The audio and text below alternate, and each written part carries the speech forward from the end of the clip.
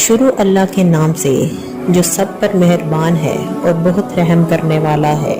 کیا تم نے اسے دیکھا جو جزا و سزا کو جھٹلاتا ہے؟ وہی تو ہے جو یتیم کو دھکے دیتا ہے۔ کئی کافروں کے بارے میں روایت ہے کہ ان کے پاس کوئی یتیم ہنستا حالت میں کچھ مانگنے کو آیا تو انہوں نے اسے دھکا دے کر نکال دیا۔ یہ عمل ہر ایک کے لیے انتہائی سنگدلی اور بڑا گناہ ہے، لیکن کافروں کا ذکر فرما کر اشارہ یہ کیا گیا ہے کہ یہ کام اصل میں کافروں ہی کا ہے، کسی مسلمان سے اس کی توقع نہیں کی جا سکتی۔ اور مسکین کو کھانا دینے کی ترغیب نہیں دیتا، یعنی خود تو کسی غریب کی مدد کیا کرتا، دوسروں کو بھی ترغیب نہیں دیتا۔ پھر بڑی خرابی ہے ان نماز پڑھنے والوں کی جو اپنی نماز سے غفلت برتتے ہیں۔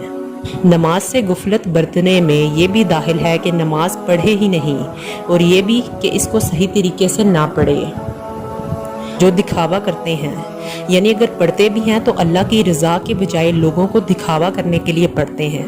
اصل میں یہ کام منافقوں کا تھا۔ اگرچہ مکہ مکرمہ میں جہاں یہ صورت نازل ہوئی منافق موجود نہ ہوں، لیکن چونکہ قرآن کریم عام احکام بیان فرماتا ہے اور آئندہ ایسے منافق پیدا ہونے والے تھے، اس لیے ان گناہوں کا ذکر فرمایا گیا۔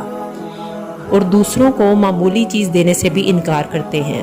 معمولی چیز، قرآن کریم کے لفظ معون کا ترجمہ کیا گیا ہے، اسی لفظ کے نام پر سورت کا نام بھی معون ہے۔ اصل میں معون ان برتنے کی معمولی چیزوں کو کہتے ہیں جو عام طور سے پڑوسی ایک دوسرے سے مانگ لیا کرتے ہیں، جیسے برتن وغیرہ۔